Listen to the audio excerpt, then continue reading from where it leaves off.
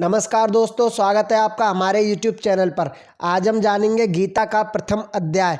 दोस्तों, भगवान श्री कृष्ण के समझाने पर भी जब दुर्योधन पांडवों को 1 इंच भी भूमि देने को तैयार ना हुआ, तब महाभारत का युद्ध आवश्यक हो गया। कौरवों और पांडवों की सेनाएं युद्ध के लिए कुरुक्षेत्र के मैदान में आमने सामने आ डटी। उस समय दुर्योधन के पिता महाराज धृतराष्ट्र के मन में युद्ध देखने की इच्छा जागृत हुई, तो उन्होंने महर्षि वेदव्यास से कहा, हे ऋषिवर, मैं युद्ध भूमि में जाकर युद्ध का कौतुक देखना चाहता हूँ। इस पर महर्षि वेदव्यास ने महाराज धृतराष्ट्र को नम्रतापूर्वक समझाते हुए कहा, हे राजन, आप नेत्रहीन होने के कारण युद्ध देखने में असमर्थ हैं, इसलिए वहां जाकर आप किसी प्रकार का भी लाभ नहीं उठा पाएंगे। हे मुनिवर, यह सत्य है कि मैं जन्मजात नेत्रहीन हूँ, लेकिन मुझ में श्रवण शक्ति तो है। भले ही मैं युद्ध नहीं देख पाऊंगा, लेकिन सुन तो सकूंगा। धृतराष्ट्र ने यह कहा। तब महर्षि वेदव्यास बोले, हे राजन, युद्ध भूमि में आपको जाने की कोई आवश्यकता नहीं है। आप चाहें तो यहीं महल में बैठकर युद्ध का संपूर्ण वृत्तांत जान सकते हैं, सुन सकते हैं। आपका सारथी और शिष्य संजय यहाँ बैठे बैठे ही आपको युद्ध का विवरण विस्तार रूप से सुनाता रहेगा। महर्षि वेदव्यास के यह शब्द सुनकर संजय विस्मित होकर उनके सम्मुख जाकर श्रद्धा से नतमस्तक होता हुआ निवेदन करने लगा, हे मुनिवर, यह कैसे संभव है? महाभारत का युद्ध तो कुरुक्षेत्र में होगा, जबकि मैं हस्तिनापुर में महाराज की सेवा में रहूंगा।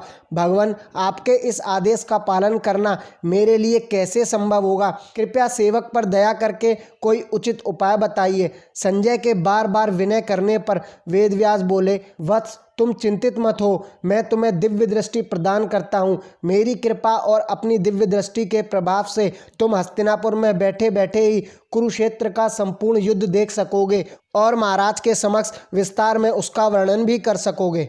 महर्षि वेदव्यास के वरदान से संजय द्रव्य दृष्टिवान हो गया। फिर पलक झपकते ही वेदव्यास जी आंखों से ओझल हो गए।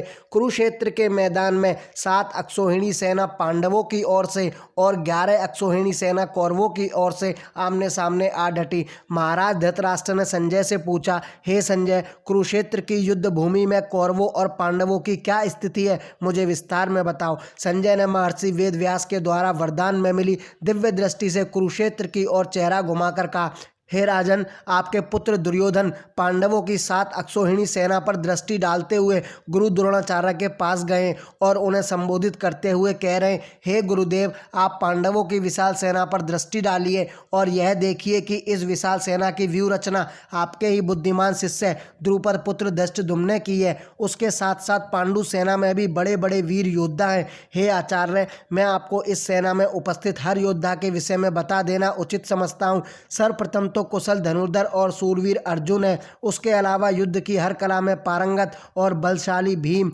राजा युयुधान, महारथी राजा द्रुपद, राजा विराट, चैकितान, महाप्रकर्मी धृष्टकेतु, महाबलशाली काशी नरेश, कुंती भोज, पुरुजित, विक्रांत, युधामन्यु, महावीर उत्तमोजा, द्रौपदी के 5 पुत्र तथा अभिमन्यु आदि सब युद्ध के लिए तैयार हैं। यह सभी एक से बढ़कर एक महारथी और युद्ध कला में प्रवीण है। हे गुरुवर, हमारी सेना में आपके अलावा भीष्म पितामह है। मेरे लिए अपने प्राण न्यौछावर कर देने वाला मेरा परम प्रिय मित्र कर्ण है। युद्ध विजेता कृपाचारी और महाबलशाली अश्वत्थामा, जो तरह तरह के अस्त्र शस्त्र धारण किए हुए विकर्ण और सोमदत्त के पुत्र भूरिश्रवा के साथ साथ और भी महाबलशाली योद्धा हैं, जो मेरे लिए अपने प्राण न्यौछावर करने को तैयार हैं। संख्या में हमारी सेना 4 अक्षौहिणी सेना अधिक है। हमारी सेना के रक्षक व सेना नायक भीष्म पितामह है और पांडवों की सेना का नायक भीम है। इसलिए आप सब अपने अपने मोर्चे पर डटे रहें और भीष्म पितामह की रक्षा करें। दुर्योधन का यह संबोधन सुनकर सेनापति भीष्म पितामह ने दुर्योधन के उत्साह में वृद्धि करने के लिए सिंह की गर्जना के समान शंखनाद किया, जिससे कौरवों की सेना में काफी जोश का संचार हुआ। उसके बाद अन्य वाद्य यंत्र, मृदंग, ढोल, रणसिंगा आदि बजने लगे, जिससे वातावरण में भय उत्पन्न होने लगा है। संजय बोला, हे राजन, अब मैं पांडु सेना का वर्णन करता हूँ। भीष्म पितामह के शंखनाद के जवाब में भगवान श्री कृष्ण और अर्जुन ने भी अपने अपने शंखों से शंखनाद किया। इस प्रकार भीम ने पौंड्र, युधिष्ठिर ने अनंत विजय तथा नकुल और सहदेव ने घोष व मणिपुष्पक नामक शंखों से शंखनाद किया। जिस रथ पर भगवान श्री कृष्ण विराजमान है वह रतन जड़ित एवं स्वर्ण निर्मित है। जब उस रथ के पहिए घूमते हैं तो उनके चलने से मेघों की गर्जन के समान ध्वनि उत्पन्न होती है। रथ के घोड़े रुई के समान सफ़ेद हैं, घोड़ों के मुख अति सुंदर हैं। ऐसे सुंदर घोड़े के रथ पर सारथी के रूप में भगवान श्री कृष्ण विराजमान है तथा योद्धा के स्थान पर श्री कृष्ण भक्त अर्जुन है। हे राजन, जब पांडवों की ओर से शंखनाद हुआ तो दुर्योधन, भीष्म तथा अन्य योद्धाओं का हृदय छलनी हो गया।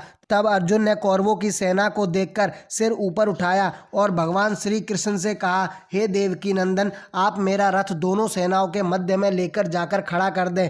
मैं यह देखना चाहता हूँ कि अपने प्राणों का मोह छोड़कर हमसे कौन कौन युद्ध करने आया है। अपने बुद्धिहीन भ्राता दुर्योधन का हित चाहने वाले जो महाबली इस युद्ध भूमि में आए हैं, एक बार मैं उन्हें देखना चाहता हूँ। कुछ पल खामोश रहने के बाद संजय ने कहा, हे हस्तिनापुर नरेश, अर्जुन के ऐसे वचन सुनकर भगवान श्री कृष्ण ने रथ दोनों सेनाओं के बीच में लाकर खड़ा कर दिया और अर्जुन से कहा, हे पार्थ, यहाँ पर एकत्रित कौरवों और उनके बलशाली योद्धाओं को भली भांति देख लो। अर्जुन ने कौरवों की सेना में बहुत से योद्धा देखे। उनमें से भीष्म पितामह, गुरु द्रोणाचार्य, कृपाचार्य, ससुर, पुत्र, पौत्र और अपने मित्रों को उस सेना में देखकर उसका दिल करुणा से भर गया। वह दुखी होकर मन से भगवान श्री कृष्ण से बोला, हे पृथ्वीनाथ, युद्ध के लिए आए अपने सगे संबंधियों को देखकर मेरा दिल शोक से डूबा जा रहा है। मेरे अंग शिथिल पड़ते जा रहे हैं, मेरी जीभ सूख रही है, मेरे शरीर का रोम रोम कांप रहा है, मेरे शरीर में ज्वाला सी धधक रही है, मेरा धनुष बाण मेरे हाथ से छूट रहा है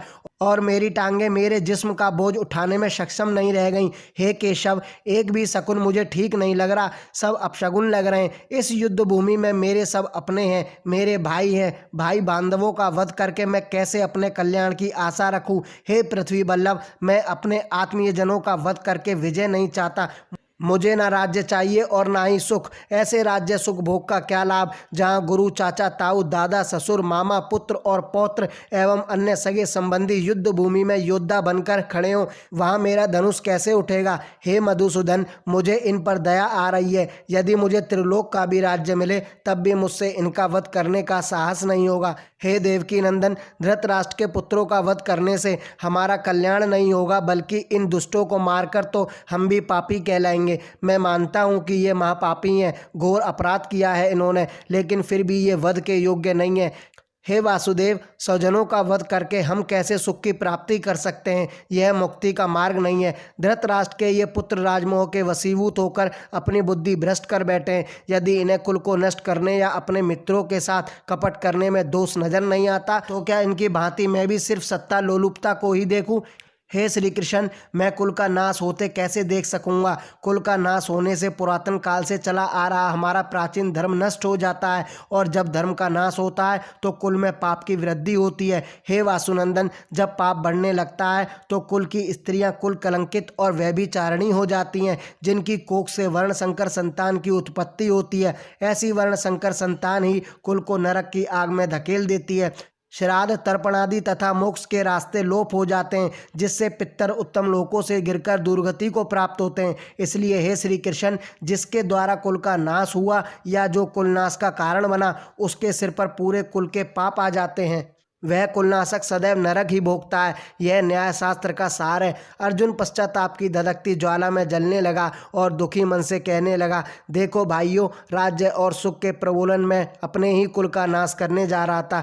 नहीं, अब मैं शस्त्र नहीं उठाऊंगा। शस्त्र विहीन होकर धृतराष्ट्र के पुत्रों के सामने जाऊंगा। उनके हाथों में शस्त्र होंगे और मैं निहत्था उनके सम्मुख खड़ा रहूंगा। यदि शस्त्रहीन देखकर वे मुझे मार भी देंगे तो इसमें कल्याण मेरा ही होगा। अर्जुन के द्वारा शस्त्र रखने पर संजय ने फिर कहा, हे राजन, अर्जुन ने शोक विह्वल होकर अपने शस्त्र त्याग दिए और लगभग अचेत अवस्था में बैठ गया है।